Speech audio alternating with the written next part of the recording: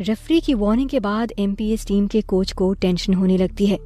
वो 2 मिनट इंतजार करते हैं और जैसे ही समय समाप्त होने की विसल बजने वाली होती है तभी वो तीनों प्लेयर्स आ जाते हैं। उन्हें देखकर सब एकदम दंग रह जाते हैं। तीनों प्लेयर्स अपने कैप्टन और कोच के पास आते हैं। एमपीएस टीम के कोच इन तीनों प्लेयर्स पर बहुत चिल्लाते हैं पर वो तीनों कुछ भी जवाब नहीं देते। फिर रेफरी विसल बजाता है और सब प्लेयर्स बास्केटबॉल ग्राउंड पर आ जाते हैं। भावेश एमपीएस टीम के सारे प्लेयर्स को देखता है। तभी उसकी नजर उन तीनों प्लेयर्स पर पड़ती है जो कि अभी अभी आए हैं। वो तीनों प्लेयर्स कुछ अलग ही नजर आ रहे हैं। उनकी आंखों में एक करंट सा दौड़ रहा है। भावेश देखकर दंग रह जाता है और तभी भावेश का डेंजर परसेप्शन भी उसे खतरे का सिग्नल देता है। भावेश समझ जाता है कि कुछ तो गड़बड़ है। भावेश की टीम का एमपीएस की टीम के साथ बास्केटबॉल फाइनल मैच शुरू होता है। एमपीएस की टीम शुरू से ही काफी एक्टिव नजर आ रही है और वो भावेश की टीम पर हावी होने की कोशिश करती है। वो चालाकी से बॉल को अपने पास ही रखते हैं। भावेश हमेशा की तरह पीछे रहकर पहले सब चुपचाप देखता है और फिर कुछ पल बाद वो एमपीएस टीम की हर चाल को नाकामयाब कर देता है और हमेशा की तरह back to back point score करना शुरू कर देता है। भावेश की टीम, उसके कोच, उसके स्कूल के स्टूडेंट्स और उसके पेरेंट्स सब खुशी से झूमने लगते हैं। सबको यही यकीन था कि आज तो भावेश फाइनल मैच जिता ही देगा। शुरू के 10 मिनट बहुत अच्छा चल रहा था।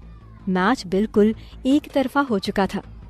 फिर वही 3 स्टूडेंट्स जो गायब हो गए थे, विराट, नील और समर, वो तीनों अपनी पोजीशन से बढ़कर आगे आते हैं और भावेश को घेर लेते हैं। भावेश पहले तो उन्हें थोड़ा हैरानी के साथ देखता है क्योंकि ये वही तीनों हैं जिनकी आंखों में भावेश ने वो बिजली देखी थी। फिर भावेश बॉल को आगे ले जाने की कोशिश करता है पर अचानक से भावेश एक ही जगह जम जाता है। भावेश अपनी पूरी ताकत लगाता है पर वो आगे नहीं बढ़ पाता। उसे देखकर ऐसा लगता है जैसे कि कोई मैग्नेटिक पावर चारों ओर से उसको उस जगह जकड़ कर रख रही हो।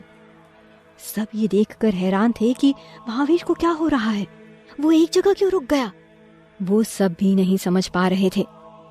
कुछ पल कोशिश करने के बाद भावेश फिर अपनी पावर का इस्तेमाल करता है और खुद को जमीन से ऊपर उठाने की कोशिश करता है। कई बार जंप मारने की कोशिश करता है पर जैसे ही थोड़ा जंप करता है अचानक से वो ऊपर किसी अदृश्य चीज से टकराकर नीचे गिर जाता है। उसे एहसास होता है कि उसके ऊपर भी एक ना दिखने वाली ताकत है जो उसे रोक के रखी है। एक तरह से भावेश एक इनविजिबल जेल में था और इसका फायदा उठाकर एमपीएस की टीम भावेश की टीम पर भारी पड़ने लगती है और वो लोग लगातार स्कोर करना शुरू कर देते हैं। भावेश के माता पिता अंजना, तान्या सब भावेश की हालत देखकर एकदम दंग रह चुके थे कि अचानक से क्या हो रहा है। कोच राठौड़ को भी कुछ समझ नहीं आ रहा था। सबके लिए तो ये एकदम जादू की तरह था जिसने भावेश को अपनी जगह बांध कर रख दिया है। भावेश को भी कुछ समझ नहीं आता कि वो कैसे इस जाल से बाहर निकले। उसके चारों ओर वो अदृश्य घेरा हर पल ताकतवर होता जा रहा था और वो धीरे धीरे भावेश की ऑक्सीजन भी कम कर रहा था। कुछ पल बाद भावेश को सांस लेने में भी तकलीफ होने लगती है। ये देखकर भावेश की टीम उन तीनों को भावेश से दूर करने की कोशिश करती है पर वो उन तीनों तक पहुंच भी नहीं पा रहे थे। उनके आसपास भी एक अदृश्य घेरा बना हुआ है। एक तरह से नजारा बहुत ही भयावह था पर क्योंकि किसी को कुछ दिखाई नहीं दे रहा था तो इसे किसी तरह की साजिश नहीं माना गया और मैच चलता रहा। भावेश सारी कोशिशों के बाद अपने सिस्टम से मदद मांगता है और उससे पूछता है, सिस्टम ये क्या हो रहा है, मुझे किस चीज ने रोक रखा है। तुरंत ही सिस्टम का नोटिफिकेशन आता है। सिस्टम कहता है, होस्ट ये एक तरह की मैग्नेटिक फील्ड है जिसने आपको बांध लिया है। भावेश तुरंत ही सिस्टम से कहता है, इससे बाहर निकलने का कोई तरीका नहीं है क्या। तभी सिस्टम का नोटिफिकेशन आता है, होस्ट आपकी स्किल्स उस लेवल तक नहीं पहुँचे हैं जहाँ आप एक मैग्नेटिक फील्ड को हरा सकें। भावेश ये सुनकर दंग रह जाता है और गुस्से से अपने सिस्टम से कहता है, तो इसका मतलब मैं मर जाऊं, कोई तो तरीका होगा रोकने का। तभी सिस्टम कहता है, होस्ट सिस्टम किसी भी चीज की गारंटी नहीं देता है। भावेश को गुस्सा आने लगता है। सिस्टम उसकी कोई मदद नहीं कर रहा है और ना ही उसे कोई रास्ता दिखा रहा है। धीरे धीरे भावेश का ऑक्सीजन भी खत्म होता जा रहा है। मैग्नेटिक फील्ड एक तरह से उसकी जान ले रही थी। भावेश को ये भी समझ नहीं आ रहा था कि आखिरकार ये तीनों हैं कौन।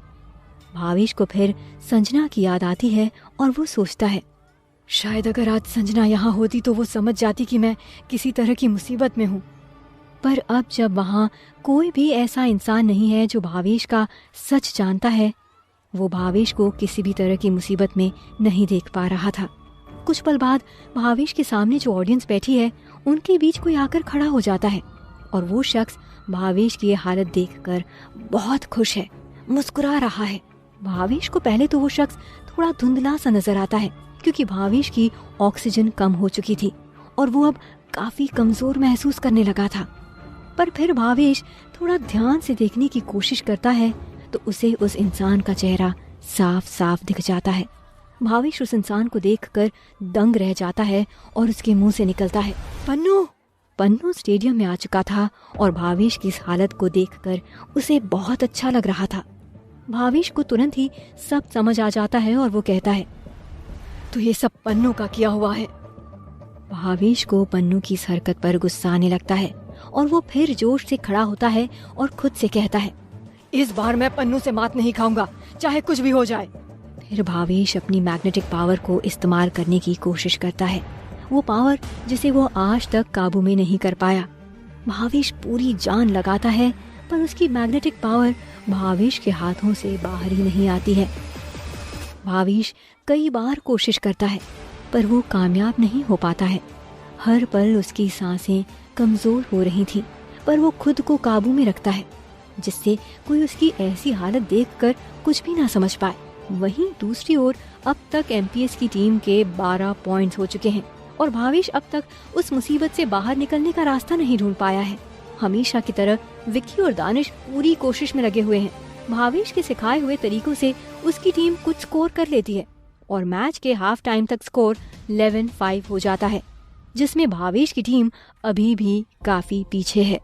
हाफ टाइम में भावेश को उस मैग्नेटिक फील्ड से आजादी मिल जाती है और वो तीनों अपनी जगह जाकर बैठ जाते हैं। वो तीनों बिल्कुल ऐसे बर्ताव कर रहे थे जैसे कि वो कोई मशीन हो। भावेश को आजाद होते ही काफी राहत की सांस मिलती है और वो तेज तेज खांसने लगता है। उसके टीम मेंबर उसे संभालते हैं और पानी पिलाते हैं। तभी कोच राठौड़ आकर भावेश से पूछते हैं, भावेश क्या हुआ, तुम पूरी तरह क्यों अपनी जगह पर जम से गए थे? भावेश बोलता है, सर मैं आपको बता नहीं सकता, भरोसा रखिए सब ठीक हो जाएगा, मुझे कुछ पल के लिए वॉशरूम जाना है। भावेश वॉशरूम के लिए जाता है। उसकी टीम और कोच राठौड़ काफी परेशान हैं। तभी दानिश कोच से कहता है, सर आपको क्या लगता है भावेश की तबीयत खराब है? कोच राठौड़ सोचते हुए बोलते हैं, पता नहीं, जो भी है बस जल्द से जल्द ठीक हो जाए। वॉशरूम में आने के बाद भावेश चेहरे पर बहुत सारा पानी मारता है। वहाँ वो अकेला ही है। भावेश बहुत परेशान सा है और बड़बड़ाता है, इस पन्नू ने तो मुझे बहुत तंग कर रखा है, इसे रोकने का कोई ना कोई रास्ता तो अब निकालना ही होगा, वरना ये मुझे जीने नहीं देगा। तभी पीछे से किसी के हंसने की आवाज आती है। भावेश शीशे में देखता है तो पीछे अब पन्नू खड़ा हुआ है।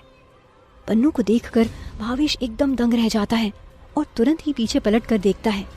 पन्नू बहुत आराम से दीवार से टिक जाता है और हंसते हुए कहता है, क्या हुआ दोस्त, कोई परेशानी है क्या? अगर कोई परेशानी है तो मुझे बता सकते हो। भावेश गुस्से से पन्नू को घूरता है और फिर कहता है, तुम जो कर रहे हो पन्नू वो सही नहीं है। तभी पन्नू की आवाज एकदम से बदल जाती है और उस बदली हुई आवाज में वो कहता है, जो मैं कर रहा हूँ वो बिल्कुल सही है, पर जो तुम्हारा दोस्त पन्नू करना चाहता है वो बिल्कुल गलत है।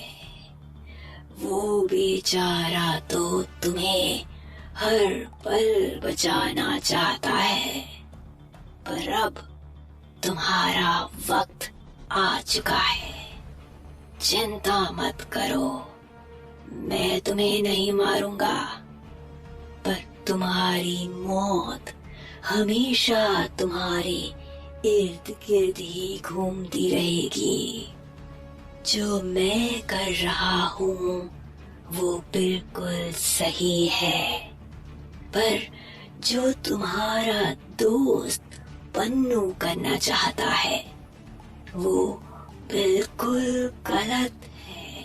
वो बेचारा तो तुम्हें हर पल बचाना चाहता है, पर अब तुम्हारा वक्त आ चुका है।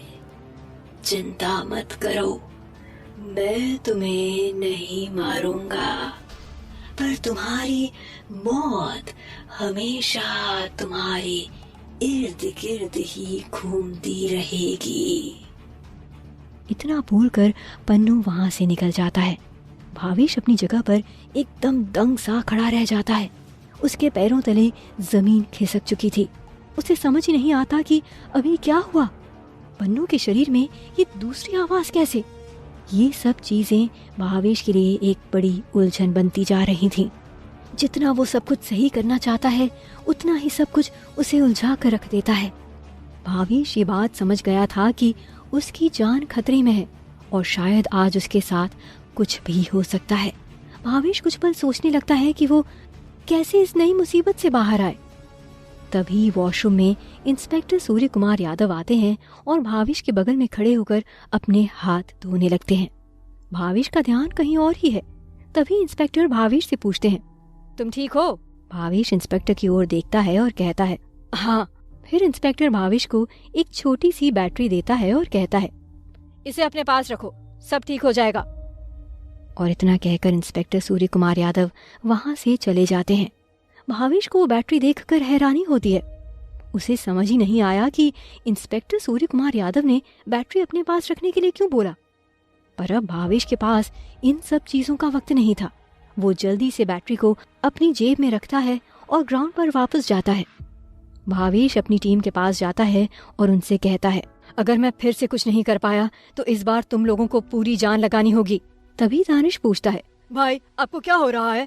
भावेश सोचते हुए कहता है, ये तो अब तक मुझे भी समझ नहीं आया है, पर अब इस फाइनल मैच में हम किसी भी तरह का रिस्क नहीं ले सकते हैं। हमें अपनी चाल को बहुत सोच समझ कर चलना होगा। हम फाइनल तक आए हैं क्योंकि हमारे अंदर कोई बात है। हमें ये मैच जीतना है, यही हमारा लक्ष्य है और हम यहाँ से आज हार कर नहीं जाएंगे। हम ये एक दूसरे से वादा करते हैं कि हम आज अपने स्कूल का नाम रोशन करेंगे। सब जीत के लिए जोश भर लेते हैं और एक साथ कहते हैं, जरूर करेंगे, पूरी जान लगा देंगे। फिर रेफरी की सीटी बजते ही भावेश की टीम और एमपीएस की टीम बास्केटबॉल कोर्ट पर आती है। मैच स्टार्ट होता है और फिर वही तीनों प्लेयर्स भावेश को घेर कर खड़े हो जाते हैं और उसी तरह की मैग्नेटिक फील्ड से उसे कैद करने की कोशिश करते हैं। भावेश फिर से उस जाल में अटक कर रह जाता है। वो फिर कोशिश करता है उस मैग्नेटिक फील्ड को अपनी मैग्नेटिक पावर से तोड़ने की, पर फिर वो कामयाब नहीं हो पाता। तभी उसकी नजर इंस्पेक्टर सूर्य कुमार यादव पर पड़ती है और इंस्पेक्टर उसे सिर हिलाकर इशारा करते हैं। भावेश तुरंत ही उस बैटरी को अपने हाथ में लेता है और फिर अपनी मैग्नेटिक पावर को चलाने की कोशिश करता है और भावेश की मैग्नेटिक पावर का जादू चारों ओर फैलने लगता है। भावेश जिस जाल में कैद हुआ था वो एक झटके में गायब हो जाता है और वो तीनों जो ये कारनामा कर रहे थे वो एक पल में दूर जाकर फेंकते हैं। सब ये देखकर हैरान थे कि ये क्या हुआ, पर भावेश इन सब चीजों पर ध्यान नहीं देता और तुरंत ही बॉल को हाथ में लेकर स्कोर करना शुरू करता है। और भावेश को बॉल के साथ बास्केट की ओर बढ़ते हुए देख उसके स्कूल के स्टूडेंट्स और कोच में एक अलग ही जोश आ जाता है और वो सब भावेश भावेश चिल्लाने लगते हैं। पन्नू ये सब देखकर बहुत गुस्से में था और वो फिर उन तीनों को इशारा करता है। भावेश ने स्कोर 8-11 कर दिया है, पर भावेश की टीम अभी भी काफी पीछे है।